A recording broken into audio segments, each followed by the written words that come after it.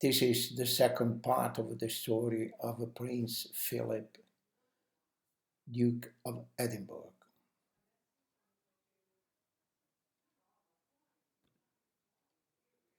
Career curtailed. The Duke returned to his naval career and was posted to Malta, where for a while at least the couple could live their life of any other service family. Their son, Prince Charles, was born at Buckingham Palace in 1948, and the daughter, Princess Anne, arrived in 1950. They were later joined by Prince Andrew, 1960, and Prince Edward, 1964. On September the 2nd, 1950, he achieved the ambition of every naval officer when he was appointed to his own command, the sloop HMS Magpie. But his naval career was about to be curtailed. The worsening health of George VI meant his daughter had to take on more royal duties and needed her husband by her side. Philip took leave from the Royal Navy in July 1951. He never returned in an active role. The Duke was not a man to carry regrets, but he did say in later life that he was sorry he had been unable to continue his career in the Navy. Contemporaries have said that he could, on his own merit, have risen to become First Sea Lord.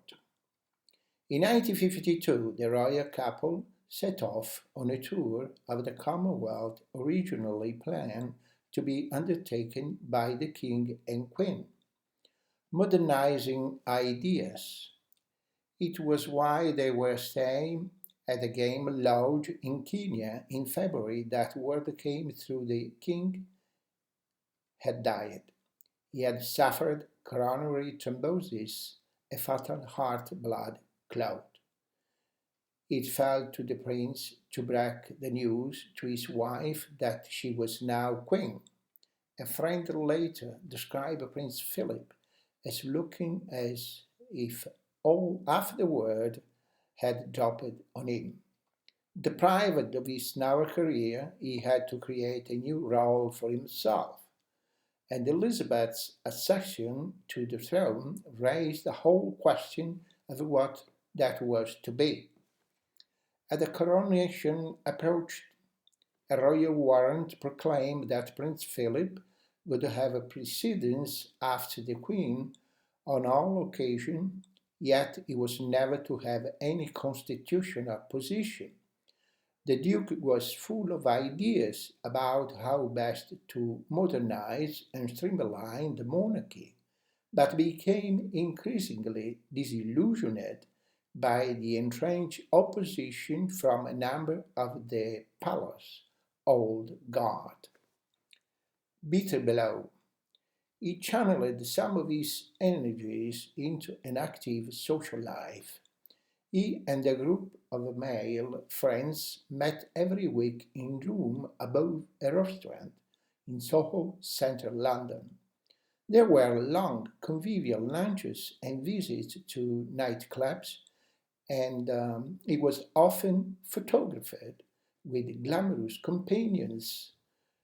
One area in which the Duke was given free rein to exercise his authority was in the family, although he lost the battle over the name his children would carry. The Queen's decision that the family would carry the name of Windsor rather than his own family name of Mountbatten was a bitter blow. I'm the only man in the country not allowed to give his name to his children, he complained to friends. I'm nothing but a bloody amoeba. As a parent, Prince Philip could appear brusque and insensitive, according to Prince Charles' biographer, Jonathan Dimbleby.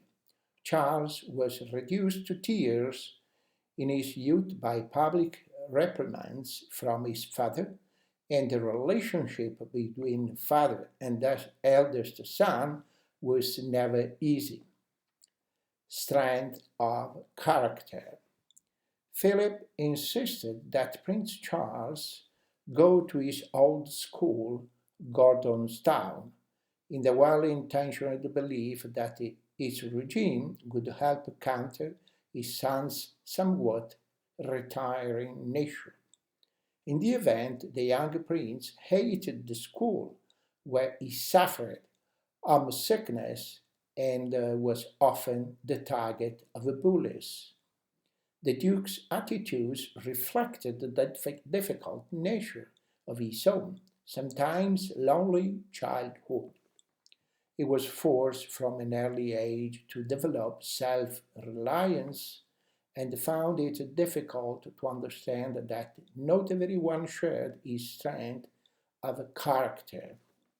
One of Prince Philip's main concerns was for the welfare of young people, and in 1956, that interest sparked the launch of his phenomenally successful Duke of Edinburgh's Award.